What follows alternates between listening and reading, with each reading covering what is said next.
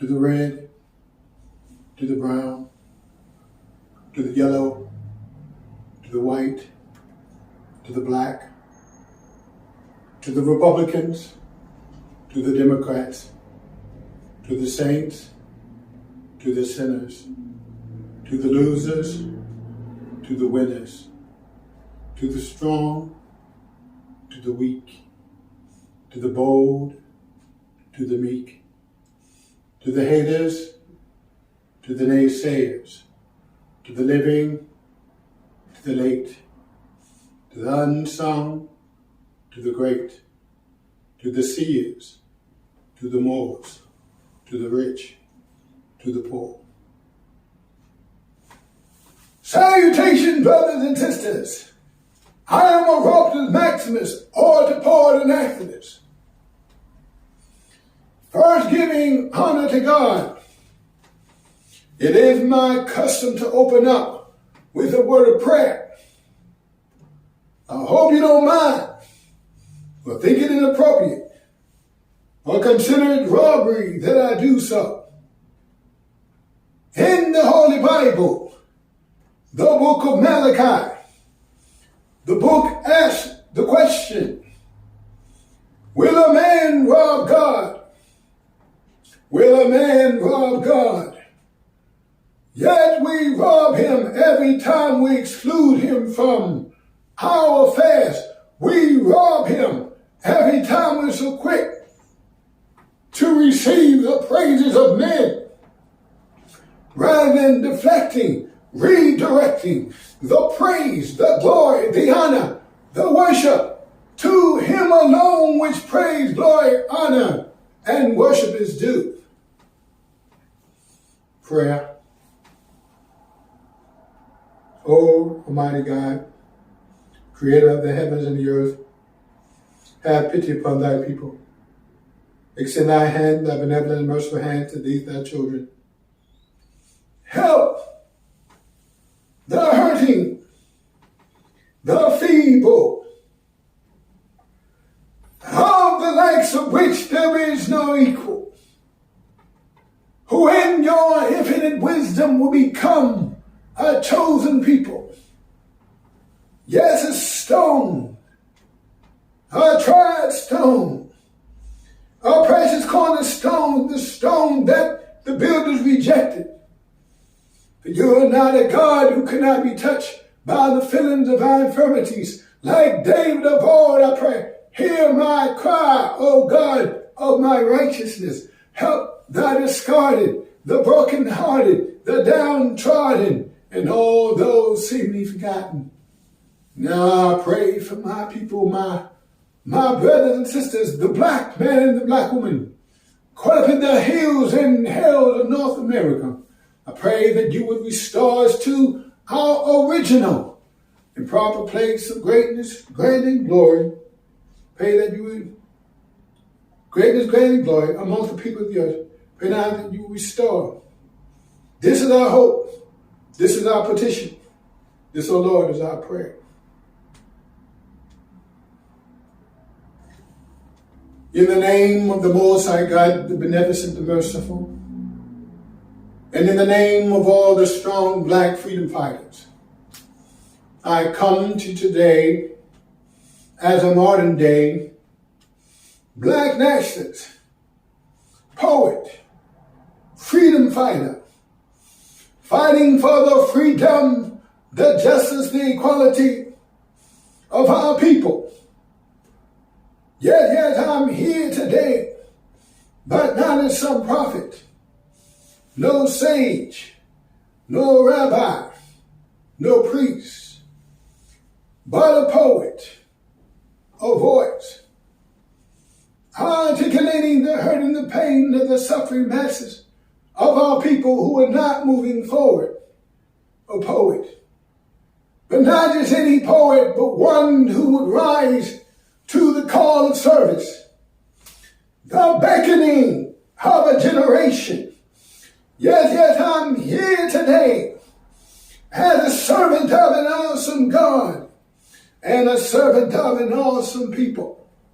The God who was our God, before we were brought here to the hills and hells of North America, the one of whom it was prophesied in the book of Exodus to come in to deliver his people, if indeed we represent the people and the prophetic fulfillment of Scripture, who would be in bondage for over 400 years, whom afterwards God would come to deliver.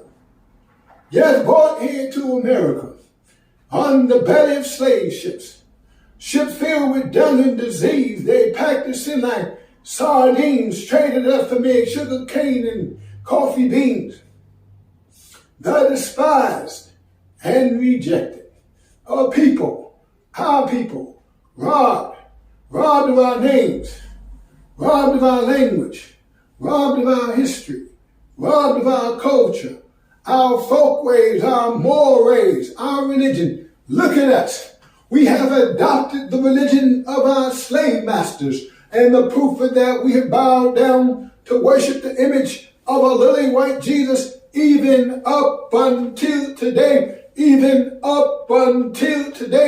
Yet the scriptures clearly say of this Jesus that his skin would be like fine brass burnt in an oven, whose head and hair would be like lamb's wool.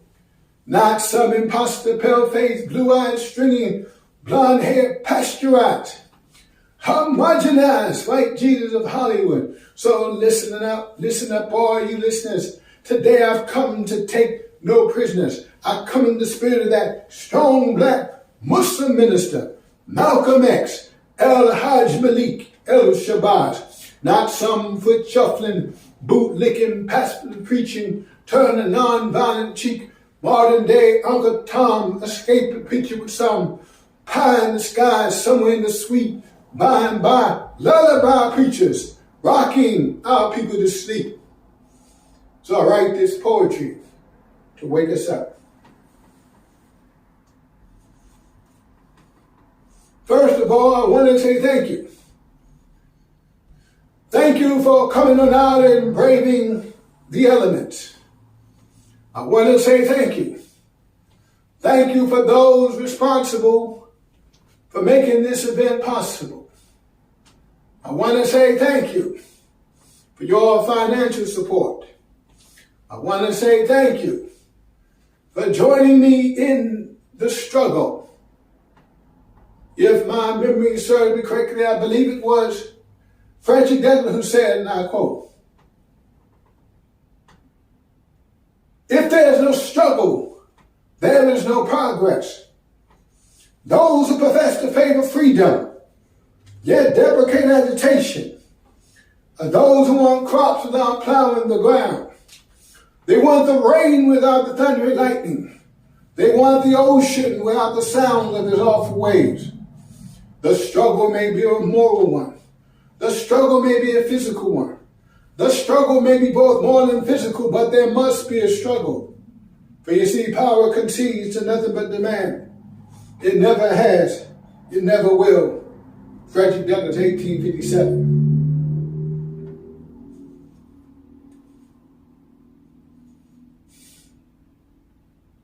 And I want to say thank you.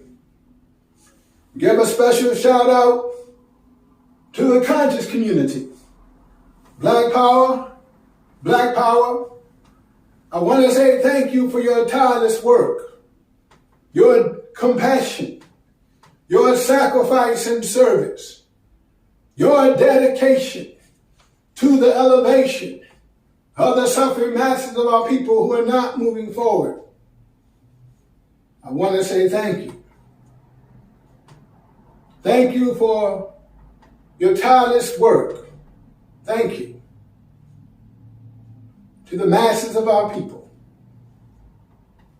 particularly, and to the human family in general. What happened? What happened to the dream of the dreamer?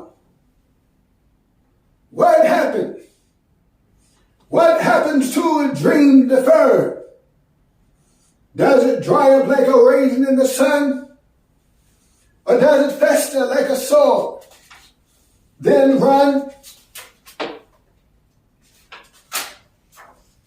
Before I delve into my subject, I want to talk a little bit about my past and the forces that have shaped me as an individual, and then go on to talk about the purpose for which we've gathered.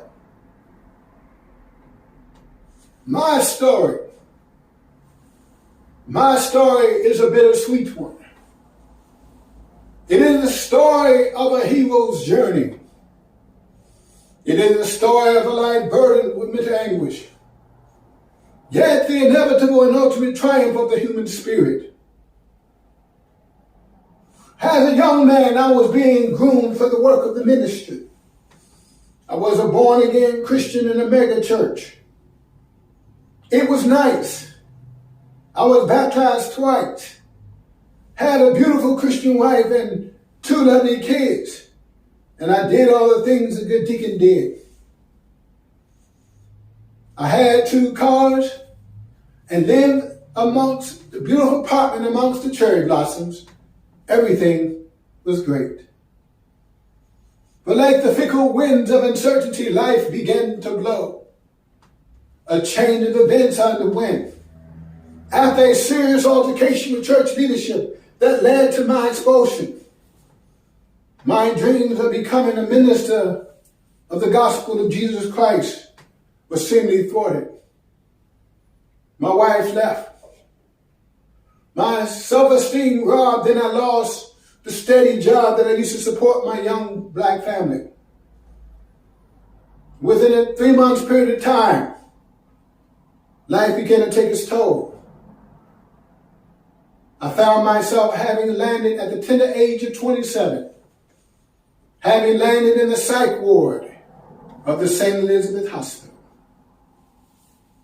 But before things got better, they got worse. Oh,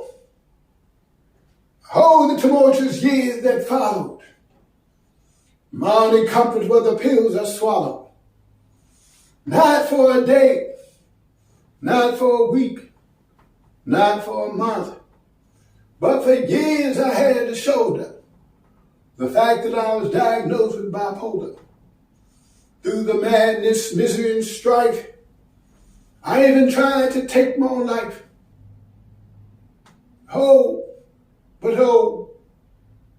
Then came the dawn of a new day. I began to fervently pray that in my life, God would have his way. So I set my sights on education. That would become my soul's salvation. I studied Malcolm, I studied Marvin, I studied Garvey, and all the great minds that came before me. As a young black male, I knew I needed an education. So I enrolled into Howard University. I studied history and theater. It took me 5 years to finish, but I finished. You see, I was already established myself, busting myths, shattering stereotypes, challenging the stigma surrounding mental illness. Upon graduation, to my surprise, I was asked to speak at a White House conference on mental health during the Clinton-Gore administration. Town hall meetings were televised all across the country. I was the keynote speaker and received a thundering standing ovation. Al Gore, the vice president of the time, was very pleased, and in return wrote me a letter of recommendation to law school. My grades were not stellar enough to get me into law school, but it was an honor, to say the least.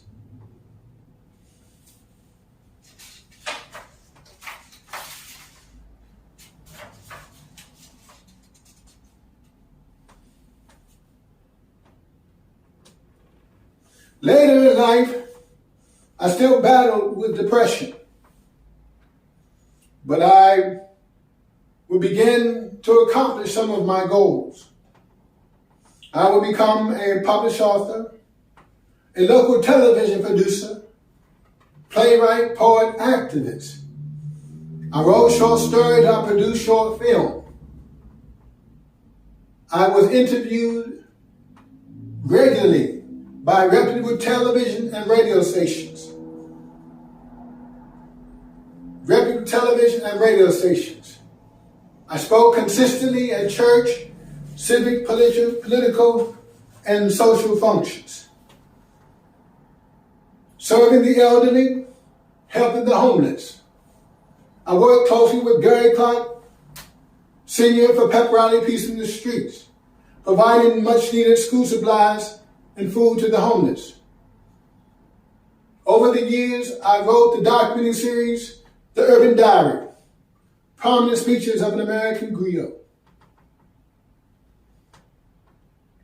I will be recognized as the Ambassador of Poetry for the D.C. State Committee, heralded by the ACLU as an oratorical genius, dubbed the oratorical beast of Northeast.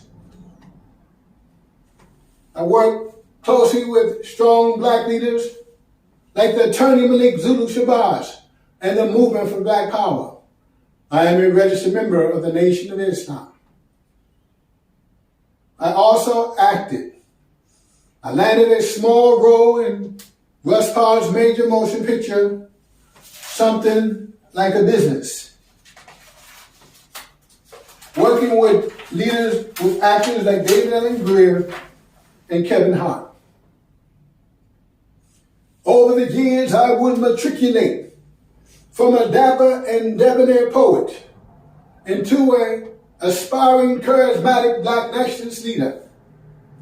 I formed my own organization, Jonah, the Judge of Nation Advocacy Headquarters, addressing the problem of race relations in America and exploring possible solutions.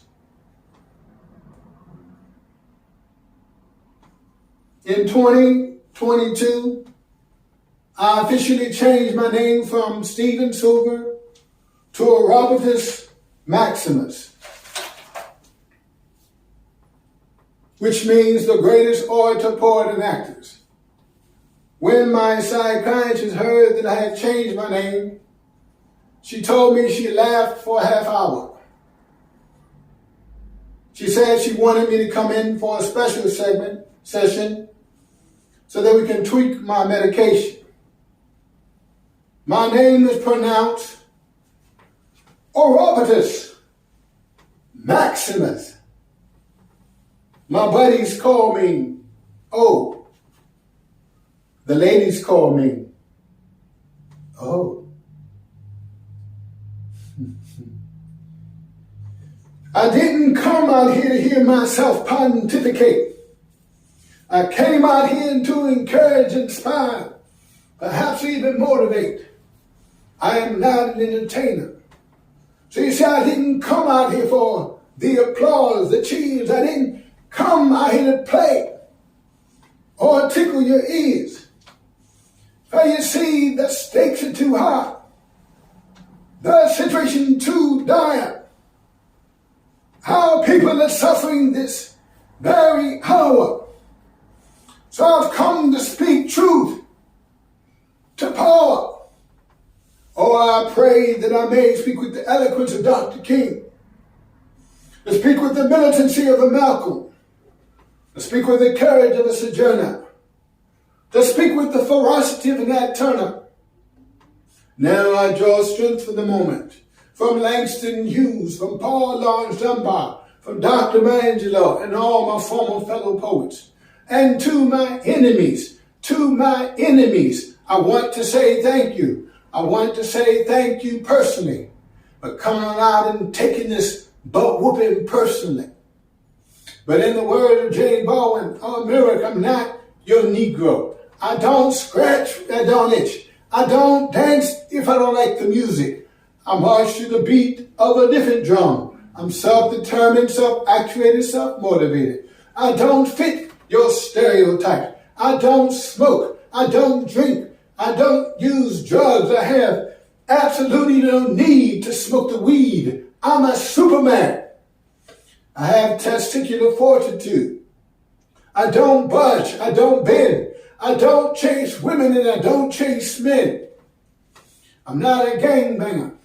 But I do have gangster-like proclivities.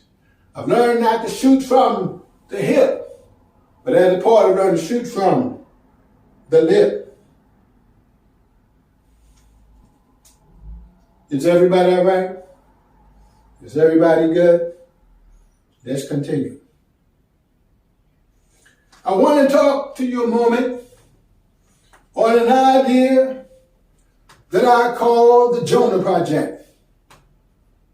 Obviously, Jonah is a reference to the biblical prophet Jonah and the book named after him, found in the Old Testament scriptures of the Holy Bible.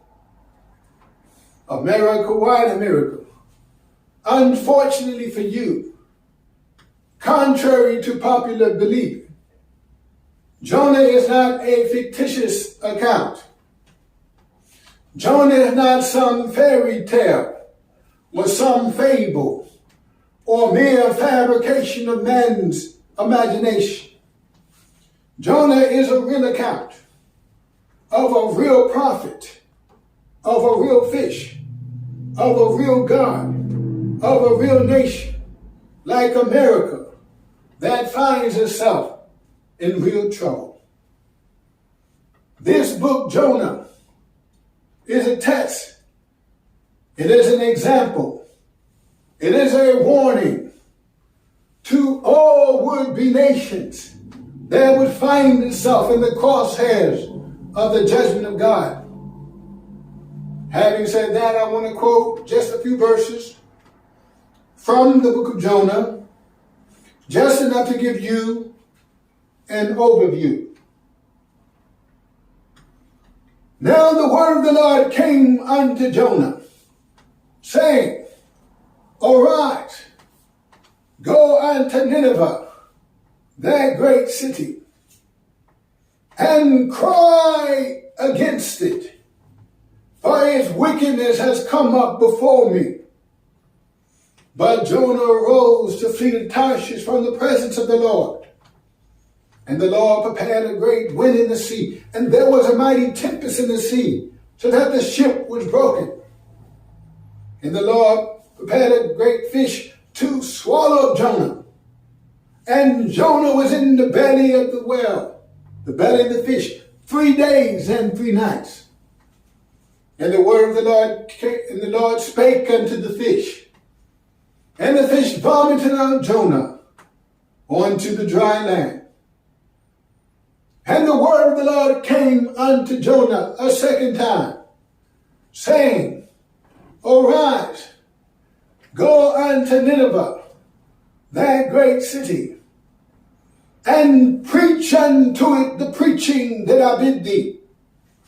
And Jonah arose and went to Nineveh. And the people of Nineveh believed God and proclaimed, Who can tell if God will not turn from his fierce anger, that we perish not? And the Lord saw that they had turned from their evil ways. And the Lord repented of the evil that he said he would do unto them. And he did it not.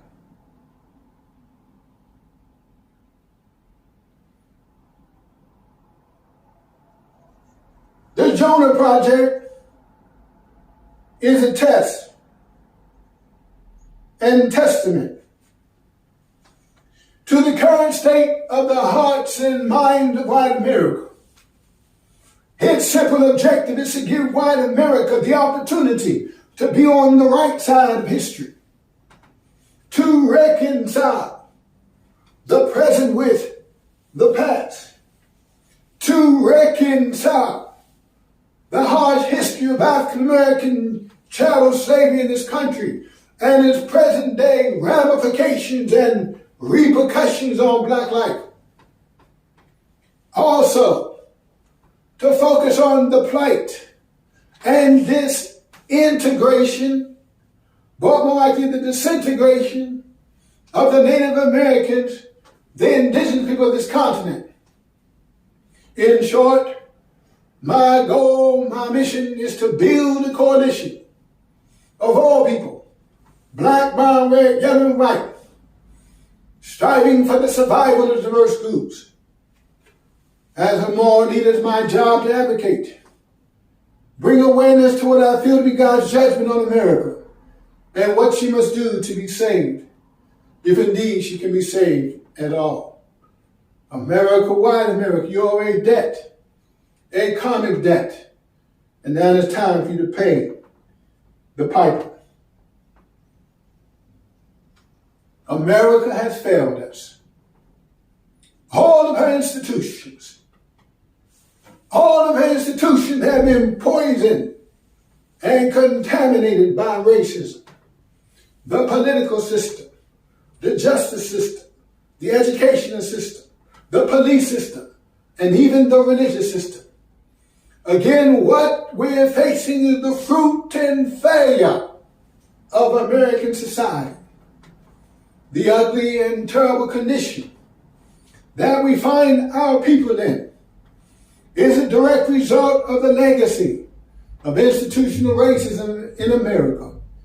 Again, what we're facing is the fruit and failure of American society. America, white America. I am a lot of things, but I am not naive. I am a student of history. I possess the knowledge that the white man in America has been nothing but a devil, has been nothing but a tormentor in the grand scheme of race relations in America as we know it. Let's look at it.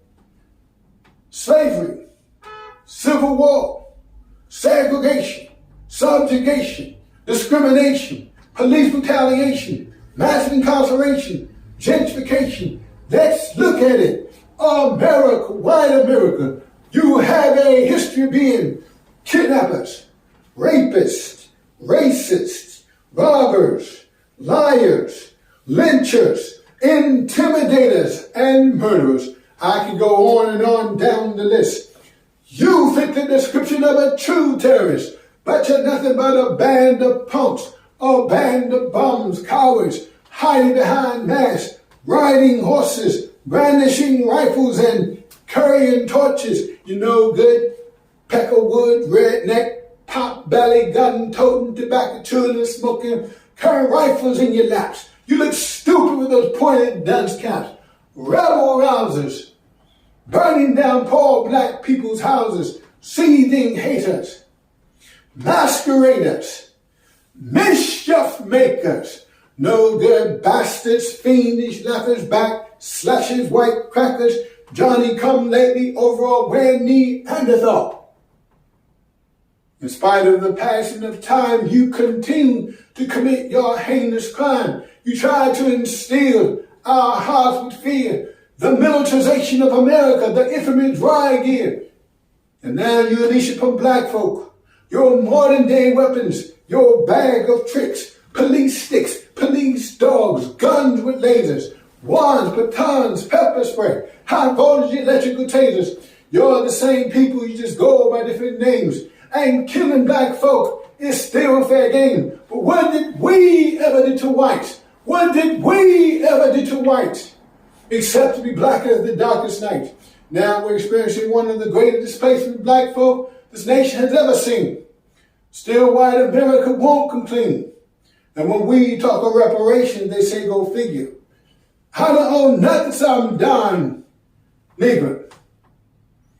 So that begs the question, can America be reformed?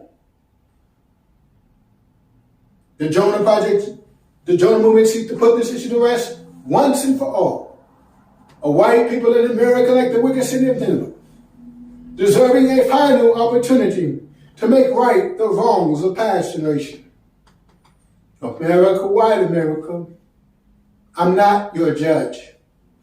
The God that I serve chastises even his own children, saying that if we want to be recipients of mercy, then we must extend mercy, suggesting that God is not only a God of wrath, but is a God of mercy, capable of extending mercy, even to the hearts of depraved souls, such as evident in the biblical story of Jonah, the wicked city of Nineveh, hence the Jonah Project.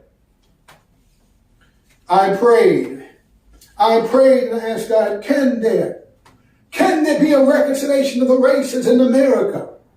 And he answered me as if through a whirlwind. He said, can you reconcile love and hate? Can you reconcile the forgotten with the great? Can you reconcile day and night? Can you reconcile the dialectical differences between black and white? Can you reconcile joy and pain? Can you reconcile sunshine and rain? Can you reconcile the molehill in the mountain? Can you reconcile the Malcolm with the Martin? Can you reconcile the prostitute and Mary Magdalene with virtuous women like Mary and Martha? Can you reconcile hell with the cross of Golgotha? Is everybody all right? Is everybody good? Okay, let's continue. The Jonah Project is the Jonah movement.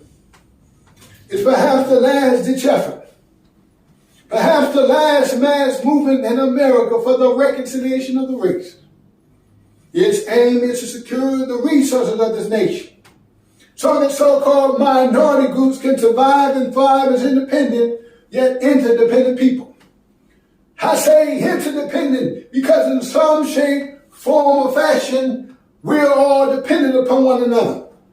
But if my memory serves me correctly, I believe it was the Reverend Dr. Martin Luther King Jr. who said, and I quote, we are all caught in an inescapable network of mutuality.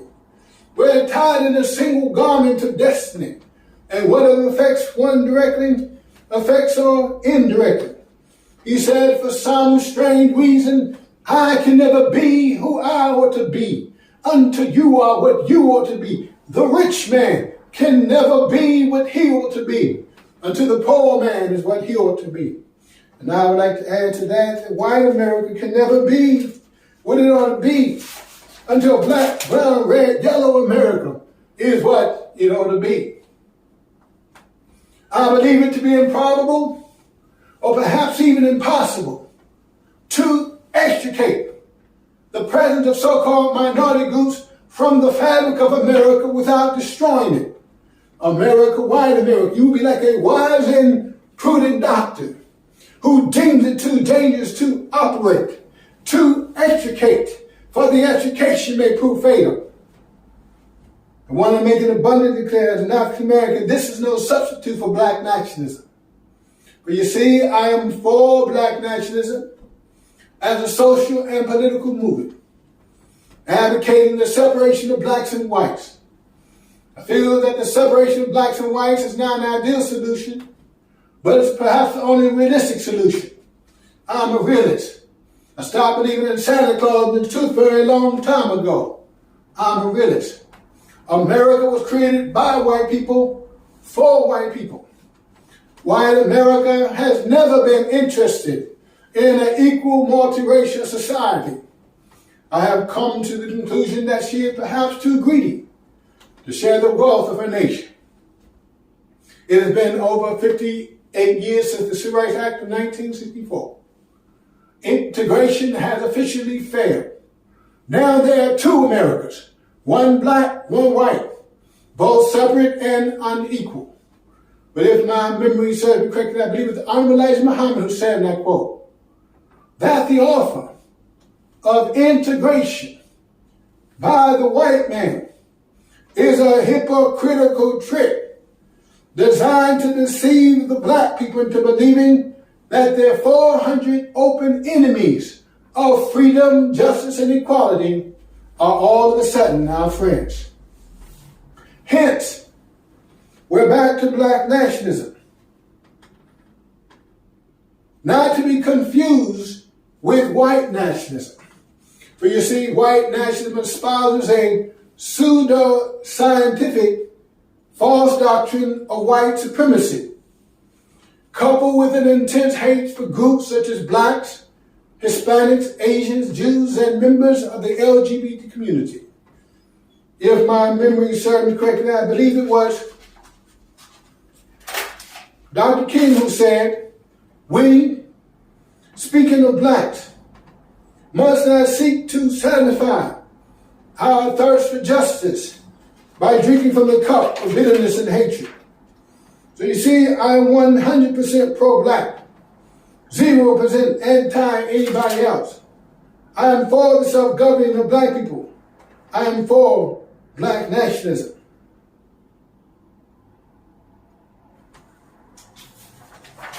Malcolm X, El-Hajj Malik el-Shabazz, nearing the end of his mortal life, had a major change of heart in his philosophical understanding of race nations in America as it should be. He felt that a brotherhood of races could exist under the right and proper circumstances.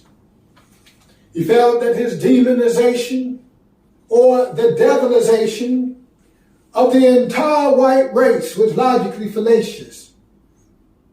The Honorable Elijah Muhammad, the leader of the Black Muslim movement, and the Nation of Islam, which happens to be the underpinning of my philosophical and theological base, believes based in history that the white man in America is a damnable devil incapable of being reformed.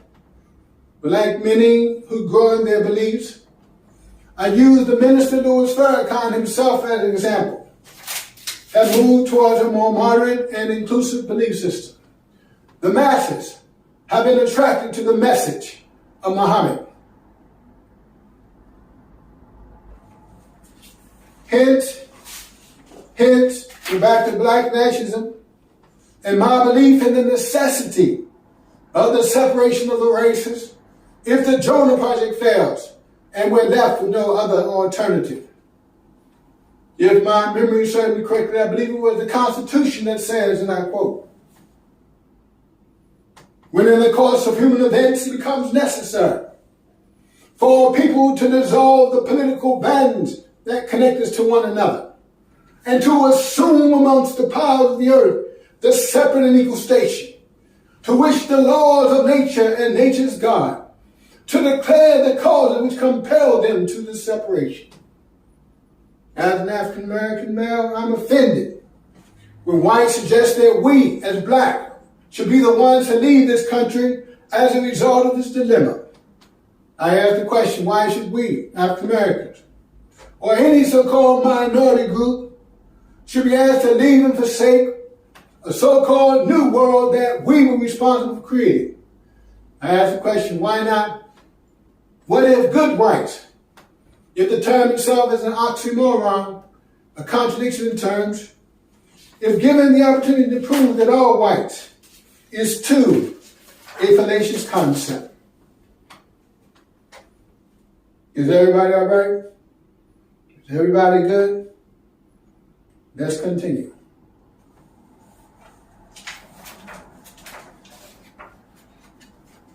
I know that many of you have watched my interview with Jeanette Pollard of Culture, Class, and Consciousness.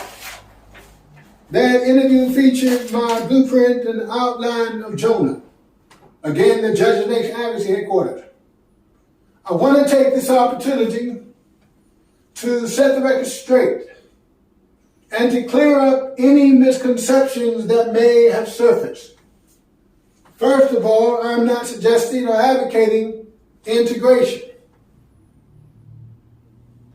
First of all, I'm not advocating that we should freely forgive whites for what they have done to the Native Americans, the indigenous people of this continent. Secondly, nor am I suggesting or advocating that we should freely forgive whites for what they have done to African Americans. Both in my estimation is unforgivable. In my human estimation is unforgivable. However, I believe that the Bible teaches there's a biblical precedent that even the most wretched men are sometimes afforded a small window of opportunity to make right their wrongs. Repentance for one's sins is a Christian concept that Jesus taught. but that any forgiveness is still contingent and predicated upon the tangible fruit of repentance.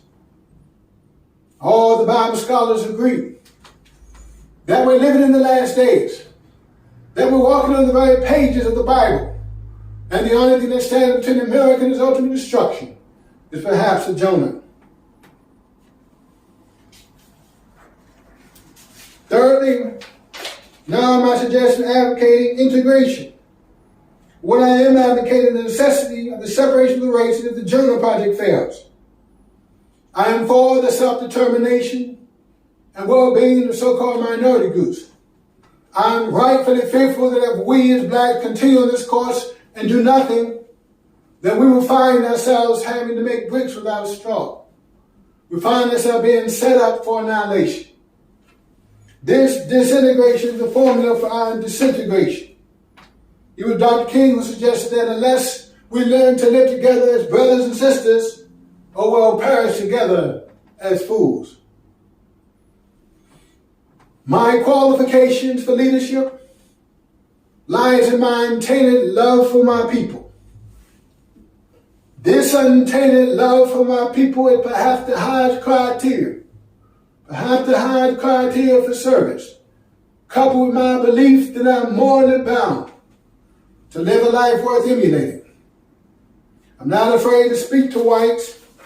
I'm not afraid to speak to the Ninevites, but I speak from a black national point of view and platform. Is everybody okay? Is everybody good? So today I'm here to announce the official formation of the Jonah movement. In all sincerity, I believe it to be ambitious, perhaps even imprudent, to start a new organization or mass movement from scratch. I am of the persuasion that we as blacks should not and cannot continue to waste precious time reinventing the wheel to solve our problems. As a student of history, I believe that the key to the black man and black woman's rise and liberation can already be found in the collective wisdom of our ancestors, in the hearts and minds of our past and present leaders and luminaries alike.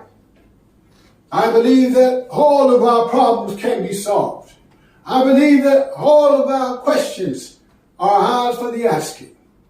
If we would take the time, sit at their feet, glean from their wisdom, knowledge, and understanding, I stand here today with your support to form a new organization, to build on the successes of those great past and present black organizations, like the Reverend Al Sharpton National Action Network, like the Reverend Jesse Jackson, the National Rainbow Coalition, like Dr. Martin Luther King Jr., the Southern Christian Leadership Conference, like Malcolm X and African American Unity, like Marcus Messiah Garvey and the Universal Legal Improvement Association, like W.E.B. Du Bois and the NAACP, the National Association for the Advancement of Colored People, like Huey Newton and Stokely Carmichael, like the Minister Louis Farrakhan and the Nation of Islam, like Dr. Khalid Abdul Muhammad and the new Black Panther Party. And I would be remiss if I didn't mention the lawyer warrior, the attorney Malik Zulu Shabazz, and the movement for Black Power, and his faithful assistant, Dr. Amy Jenkins. So I'm here today to form a mass movement in the spirit of the NAGA movement, in the spirit of the Pan-African movement, in the spirit of the Civil Rights movement, in the spirit of the Black Muslim movement, all with one aim, one intent: the rise and liberation of the doctrine of this continent, caught up in the hills and hells of North America and beyond. So I'm here today to launch, to mark, to witness the birth, the inception of Jonah, the Judge of Nation Advocacy Headquarters. Because Dr. King said that my destiny is inextricably interwoven into your destiny, and whatever affects one directly affects all indirectly. We cannot walk alone. So we stand here today at a junction. a necessary turning point, a boiling point, if you will, in race relations in America as we know it.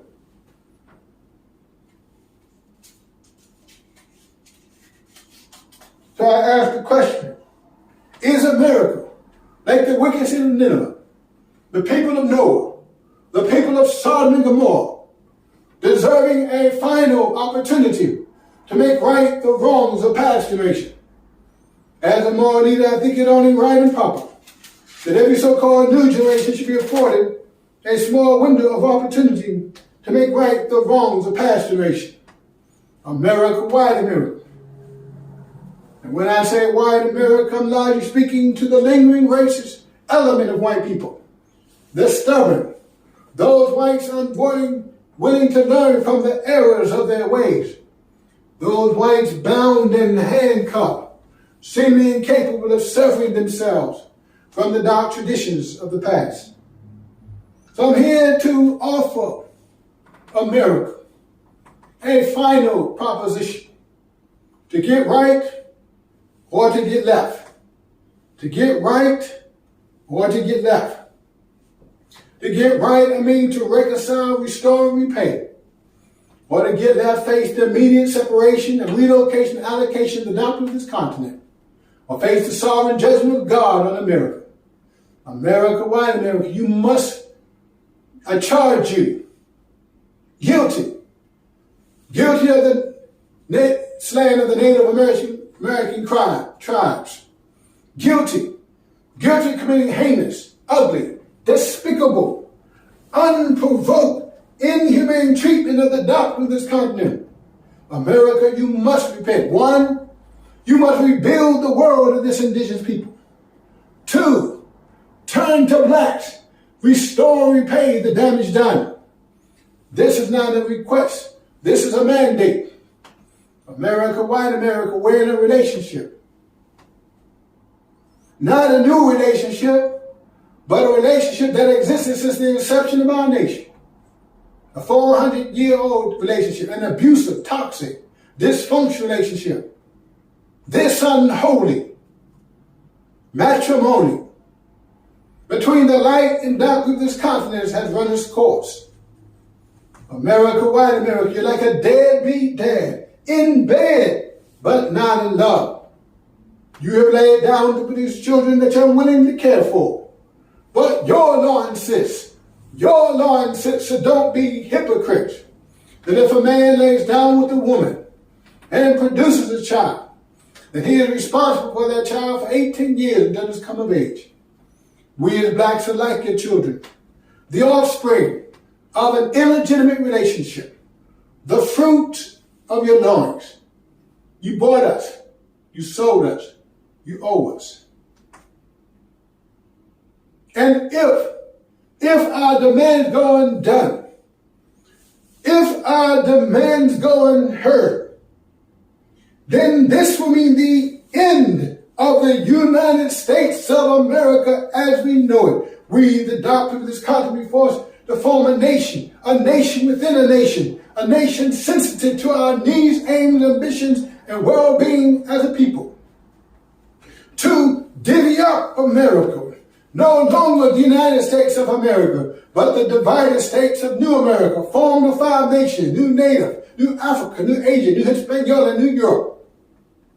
I propose 5 independent people.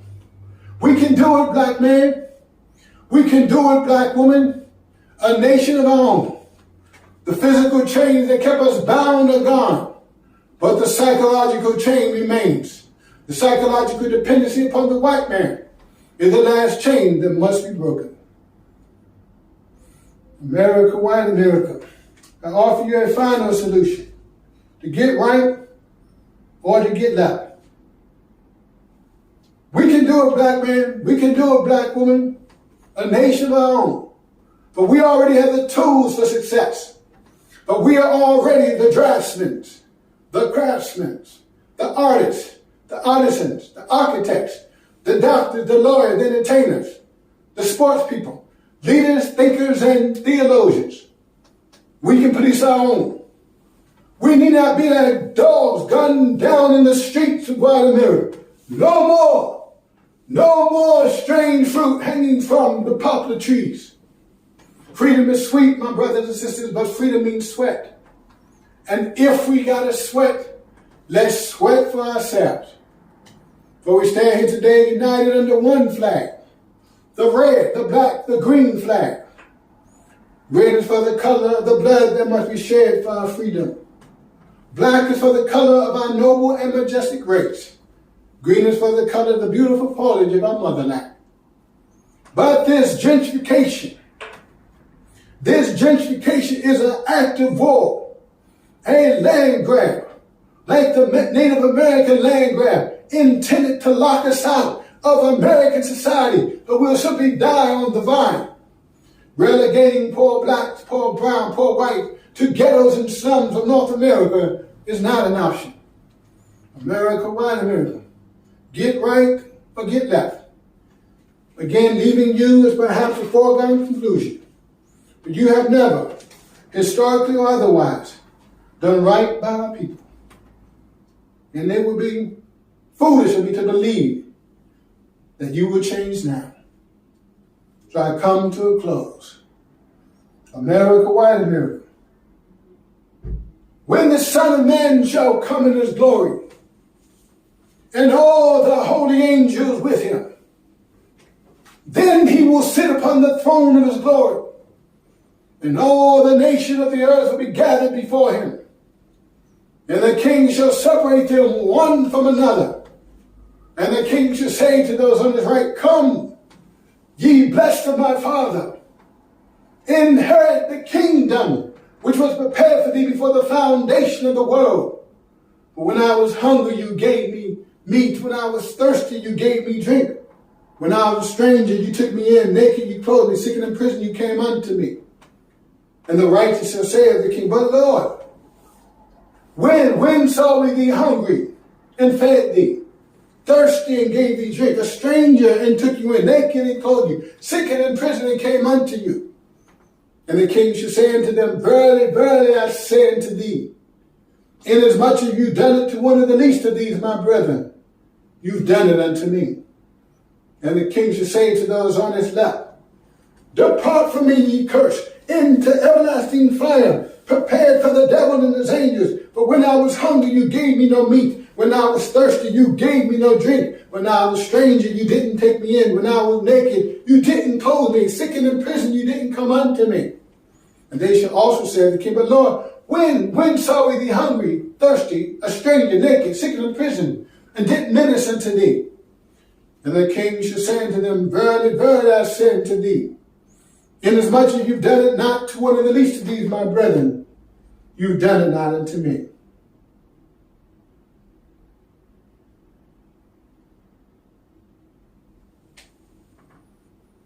Though I speak with the tongues of men and of angels, and have not love, I become a sounding brass or a tinkling cymbal.